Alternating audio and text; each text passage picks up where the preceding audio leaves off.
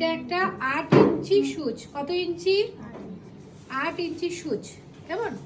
এই সুচটা নেব। আমরা যদি পরে টিকলি সেট করতে চাই, আমার হাতের কাছে এখন এই টিকলিটা আছে, আমি এটা দিয়ে দেখাচ্ছি। কেমন?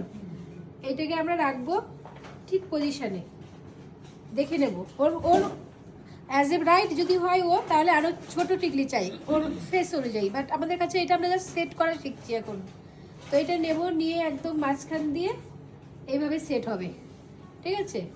তো আমরা কি করব, সুতো দিয়ে নেব। কেমন? সুতো দিয়ে একটা গিট দিয়ে নেব।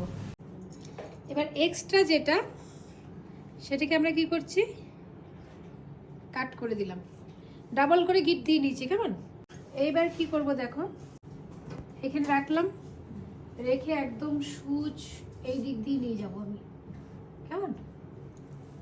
এই